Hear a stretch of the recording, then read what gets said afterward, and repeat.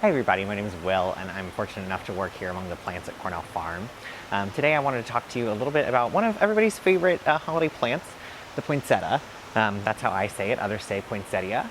However you say it, it's a really fascinating plant and you might be surprised to learn a little bit about its history and how it grows in the wild. And with that in mind, I'm going to talk to you today about also how to care for it in our homes for the holidays.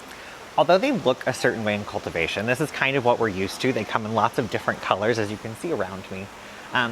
But they're very short and shrubby little plants, but that's not exactly how they grow in nature. In their native habitat, which is along the Pacific coast from around Mexico down into Guatemala, they actually can grow up to like 13 feet tall, which is pretty astounding considering this one tops out at maybe 1.5 feet.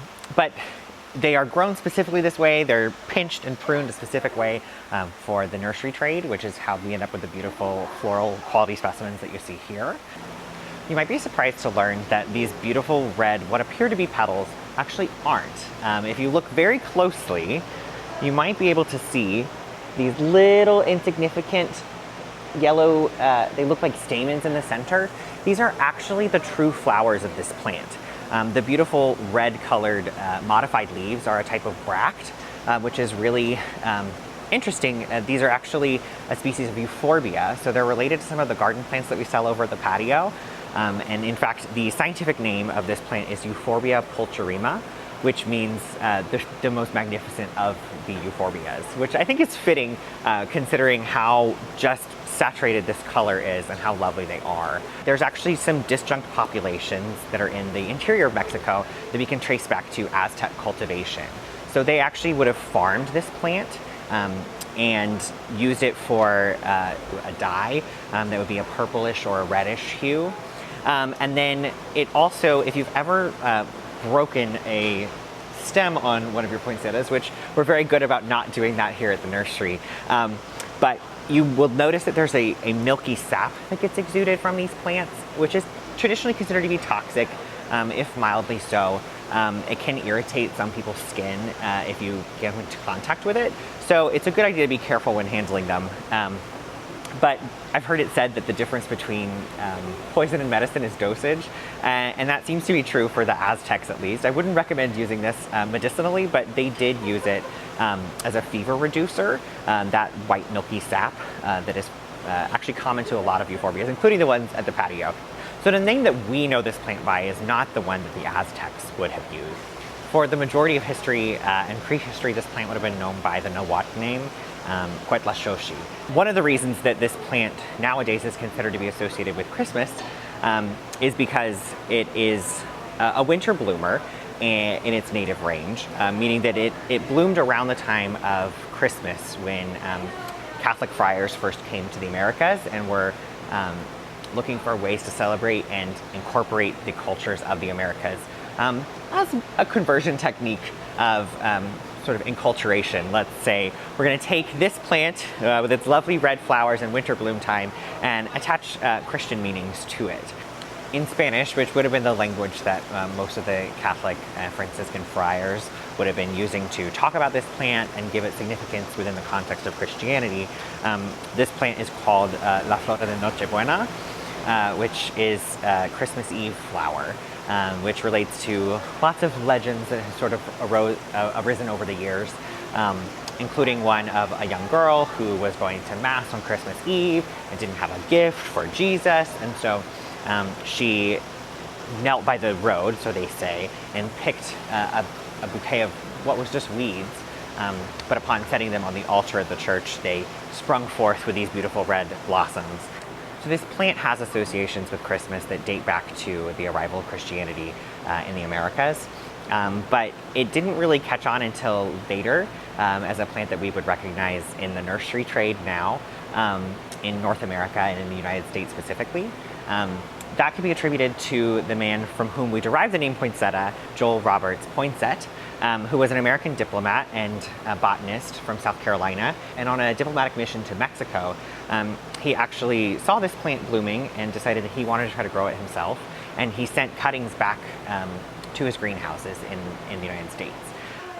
So it was a highly influential plant that didn't look, it looked a lot more like this than it did some of the more modern cultivars which actually we derive some of their coloration from a light process of radiation that mutates those gene pools to be used for breeding, which is a lot easier when you have that faster change because of the radiation, which just allows us to speed up the timeline of getting some of these unique colors.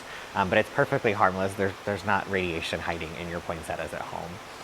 Speaking of home, this is a plant that if you want to invite it into your home this time of year, you can definitely keep it going for weeks on end, and it will continue to look beautiful. But there's a few tips that I would have to make sure that it does that for you.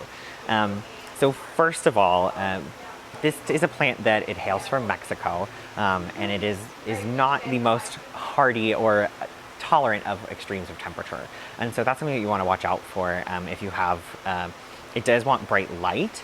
So if you can provide that either artificially or close to a window, but not right up against it, where the leaves are like pushing up against the glass and exposed to the cold temperatures outside, that's ideal. If you can avoid a drafty location or even someplace near like a heating vent would not be great. You're going to cause these leaves to crisp up pretty quickly or drop off. The other trick to keeping these looking beautiful for as long as possible is to make sure that you're keeping them well watered, especially while they're in this full flowered form. And they should remain beautiful through the holidays and into the first part of the new year with just a little bit of effort. But if you want to keep your poinsettia growing for longer than that, it is possible to bring them back year after year and have them flower for you. But it's probably a bit more work than you want to put in, especially considering how gorgeous they are at Cornell Farm this time of year. It's a lot easier to just come in and buy a new one this time next year. But if you are adventurous and up for the challenge, you can keep this watered through spring into May. And then at that point, after it's finished flowering, you can give it a pretty hard cut back, like down up to like half or more, because you want to keep it tight branching as opposed to becoming a tall gangly thing like a 13-foot tree that it would be in the wild. And so if you can do that, then it will resprout and you can kind of selectively pinch to keep that height down. And then at that point in time over the summertime, you can fertilize it with an all-purpose fertilizer and keep it watered, and that will help it to put out more bushy growth. By the time that fall rolls around, in order to induce this plant to bloom, it does need a shorter photo period. Basically, it needs shorter days. And it's really sensitive to light. So sort of similar to your Christmas cactuses, they do require that uninterrupted darkness. So even like your street lamp, or if you leave a lamp on inside during the nighttime, that's going to actually prevent this plant from wanting to set buds and form flowers and these beautiful colored up bracts. So they need like 10 to 15 hours of darkness that's uninterrupted, starting in about late September or early October for a period of several weeks. And that will induce them to flower indoors. Some people do choose to grow them outside during the summertime, which is a great tip to keep in mind once temperatures are solidly above 50 degrees at night. So think about your tomatoes. If it's safe to plant your tomatoes out, you could probably take your poinsettia outside and let it have a little bit more light, because they do prefer as much light as you can give them, especially once you're growing them outdoors. You know, that sudden transition is never good, but if you can fully harden them off, they will appreciate the light, but not during the winter time when they want to set buds. The other thing you do want to be careful about is making sure that you are very careful with these stems, because they can be very fragile, and then when they break, they give off that milky sap, and we don't want that, and you certainly don't want to maim your beautiful poinsettia. So be cautious with it, and that will prevent any unwanted breakage. So I hope that this video has encouraged you to bring home a poinsettia. They are a classic symbol of Christmas here in the United States and actually worldwide. And we really think they're so lovely this time of year, and we have a great selection. So come in and see what we've got. Look at our Christmas trees, our wreaths and greens, and all the wonderful decor and gifts that we have this time of year for the holidays. Thanks for watching, and we will look forward to seeing you here at the farm soon.